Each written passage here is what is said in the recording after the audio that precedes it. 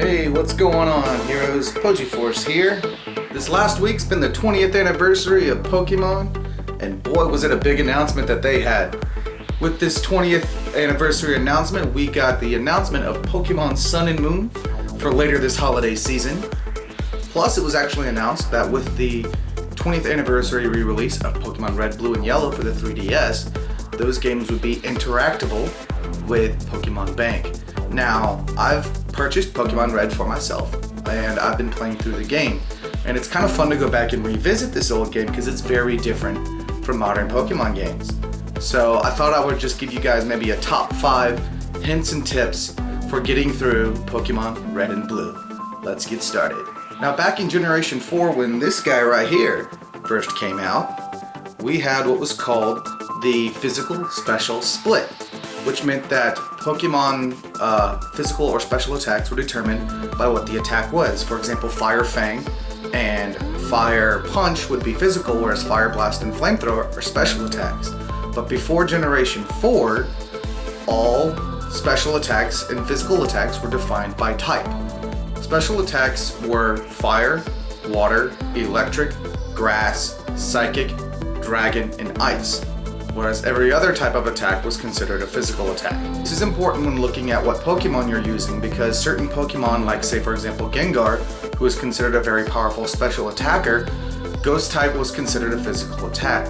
So Ghost Pokemon like Gengar, Haunter, and Ghastly, because they're the only Ghost types available in Red and Blue, may not really get to capitalize much on that big special attack stat of theirs. Back in the times of Red and Blue, Pokemon special attack was also rolled together with special defense and one stat that was just simply called special.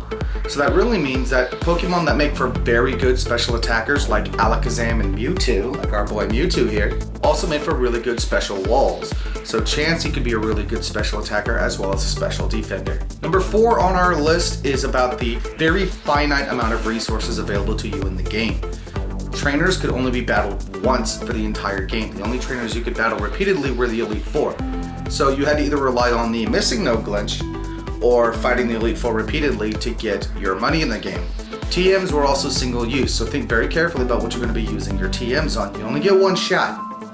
You could buy some more TMs, I believe, from the Celadon market, but there's only so many TMs available there, so think very carefully about why you want to use your TMs. And number 3 on our list, to kind of couple together with this idea of finite resources, you had very limited storage space. Your bag could only carry 20 items at a time. So my suggestion to keep yourself from finding yourself in a position where you're out in the wild, you find an item on the ground, you can't pick it up because your bag is full. But if you're carrying TMs around with you, deposit those in your PC at the Pokemon Center, because unless you're actively using the TM, there's just no reason for it to be with you. Deposit TMs, HMs, in the PC so you have space to pick up items as you travel.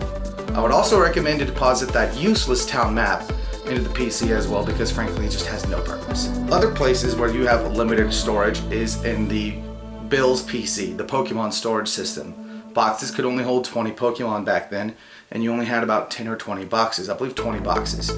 Now the important thing to remember about the boxes back then is that Pokemon did not roll over. If you filled a box and you caught a Pokemon, it did not automatically move on to the next box. In fact, actually, scarily enough, if your box is full and you tried to catch a Pokemon, you would be automatically denied that Pokemon. You could not catch it. So it's very important to keep an eye on your box space, how much space you have left before you go out catching Pokemon, because it would really, really suck if you went to go catch that Mewtwo and you finally got him where you can get down there and throw that Ultra Ball at him, and your box is full, and then you cry. And that's just sad. So keep an eye on your box space. This next one may be kind of obvious, but it's also important to remember the limited number of types and moves that were available in Generation 1.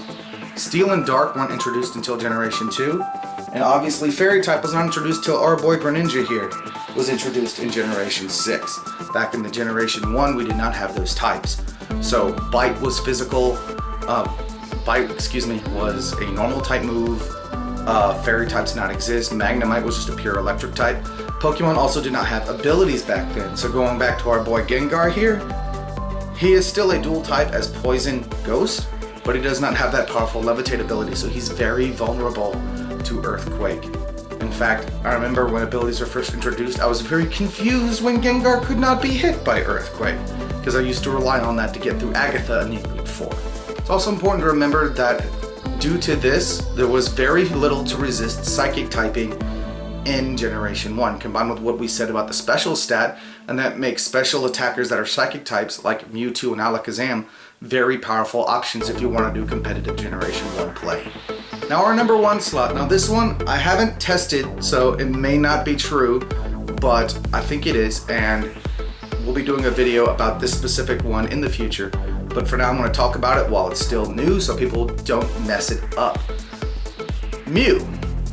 You could potentially get Mew in this game, and with the introduction of Pokemon Bank, that means catching a Mew and transferring it forward, and it's not in a Cherish Ball, so you can actually trade it through GTS or other trading avenues. It's pretty interesting. There's a method to catching Mew in this game. It's actually an exploit, so if you don't want to take advantage of exploits, that's fine, don't use this method. But if you want to catch your own Mew, here's how you go about it. First things first, there's 2 trainers that you have to leave untouched as you play through the game. You've got this trainer here by Cerulean City, north of Cerulean City. You also have this trainer who is east of Saffron City. Now, once you have a Pokemon that knows Fly, you approach the Saffron City trainer and immediately enter your menu before the battle begins. You push start, and then you fly to Cerulean City. You'll see an exclamation point like a battle's about to start, and then you'll fly away. Go talk to the trainer north of Cerulean. Actually, don't talk to him. Make him see you, because if he talks to you, if you talk to him, it's going to crash the game. Instead, let him see you, he wants to get a battle, beat him, and then fly back to Lavender Town.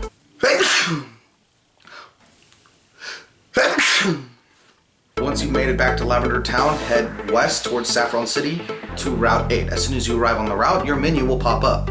X out of the menu and a wild battle with a level 7 Mew will appear. Catch it and it's yours. If you'd like to see a full write-up of this method, I'll put a link in the description below where I saw this. I know that it worked on the old games. I used to have a friend who had blue versions saved in such a way where he could do this pretty much whenever he wanted, just to prove that you could do it. This was in the old games, so if red and blue have carried over exactly with all of the coding left the same, except for allowing you to trade forward through Pokemon Bank and allowing you to work through the 3DS's wireless, then this is a thing you can do. So that's just something I wanted to put out here. I would have shown footage of it myself, but I haven't gotten that far in the game yet, and I wanted to put this video out while it was still relevant before people got too far in the game and they ended up messing up their chance for Mew. So I hope this video is helpful to you guys. As always, I am Pojiforce, and you guys stay awesome. Take care. Look for the guy that I need to kill. It's supposed to be around here somewhere. Is that him? That's him. He's nothing. He's just a crab.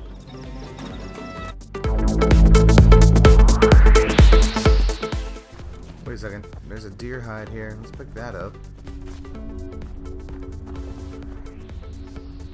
Poor guy just wanted a beer. That's all he wanted. Okay, let's switch back.